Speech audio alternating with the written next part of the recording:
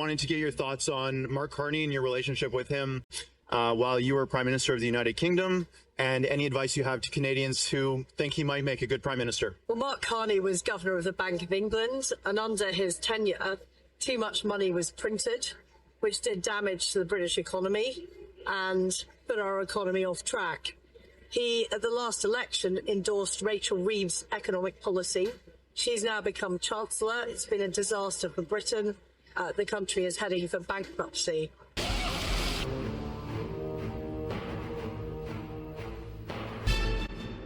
Of the Prime Minister, of course, but also of our premiers and other leaders. It shows that Canadians are united and determined. And in a crisis, it's important to distinguish between those things that we can control and those things we can't control. U.S. trade policy is fluid, to put it mildly, changes day to day, and we can't exert full control on that. What we can control is our own economy and how we build at home and how we can build a strong and unified Canadian economy, and that should be the focus. Alongside, during this period, ensuring that we do everything we can, and we will do everything we can to support Canadian workers.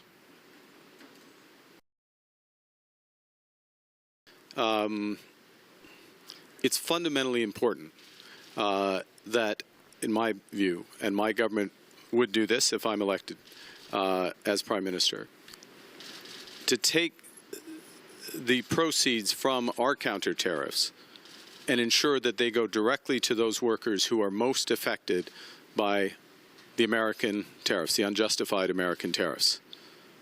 At the same time, what we will do is we will cut taxes for the Canadian middle class. But that is a separate measure, which is to improve the situation of all Canadians with respect to addressing the crisis of affordability.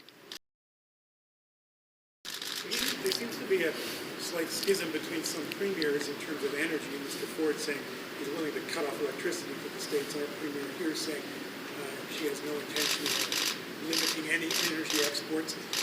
Where do you stand on the idea of reciprocal tariffs on energy, or perhaps cutting off energy to the United States? Well, the first thing is that we're in a trade war. Clearly, we didn't ask for this war. It was started by the Americans. Right. Canadians are united in the response. We have several forms of response that we can take.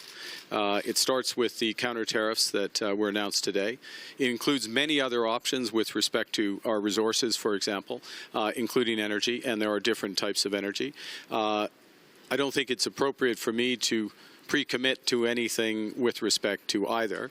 And I would note there was a distinction in what both premiers said, which reflects different circumstances at the moment, but could change over time. So I'm just going to say that could be perceived by some to say Mr. Carney won't commit to not taxing, export taxing. Well, look, I've been in many negotiations. When you have cards in negotiations, you don't offer them up.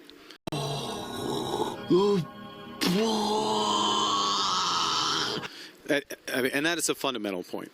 We should never take things off the table, but we should work collaboratively, as our governments have. And it's very important that we work collaboratively with the government of Alberta, and that would be fully my intention. What I'm saying clearly, though, is I don't want to take something away from the table. I don't want to make life easy for the Americans when they are attacking our country. Howard, today just now said that they're looking to maybe reduce the tariffs but not eliminate them tomorrow. Trump might announce something like that. What's the correct response, you think, for the Canadian government? Well, I think there's two things. One is, as I said a moment ago, the situation is very fluid with respect to the American response. It's moving. It's a moving target. if there are opportunities to reduce the harm on Canadian workers and the Canadian economy and come to an arrangement that is positive for Canada. Obviously, it's for the government of the day to make those determinations, but we should seize it. But what it underscores is that we have to focus on what we can control. And what we can control is our own economy, how we build this economy, how we build the energy sector here in Alberta and across the country, how we build new trade corridors across the country, whether or not we have one Canadian economy as opposed to 13. Our democratic allies to protect our borders. They want to work with us. It's time for us to step up at home, to urgently reach out to them and build a new world order. We can, and just on that last point, and I'll hand to the next question, we can do more good, we can do more positive by having one Canadian economy than all the damage that President Trump can do with his tariffs, potential tariffs. So obviously we welcome if progress can be made. But at the same time, it underscores we should do what we can here at home to build. You guys just came from out east. It sounds like you're going right back after this. Can you just tell us why it was important to come all this way to Calgary? I'm from Alberta. I always take an opportunity to come come to my home province. We've had some very good meetings in the energy sector over the course of the day. We have a good opportunity to speak to a wide range of people tonight. And look, it's I'm running to be leader of the Liberal Party. No, God! No, God, please, no! No! No! I am running to be Prime Minister. Every part of the country is important. I will spend as much time on the ground around the country hearing concerns, getting advice, getting energy, and bringing that back. Yes, I have to go back east because there's other parts of the country, and we'll be spending time in Quebec, Ontario, and then ultimately on March 9th. And if you are a Liberal Party voter, I'd just like to remind you to vote, well, ask you to vote for me in advance. What? Bro, what are you talking about, man? Canada-India relations are historic low. Any plans to bring them to normal level? Well, look, what Canada will be looking to do is to diversify our trading relationships, and there's with like-minded countries,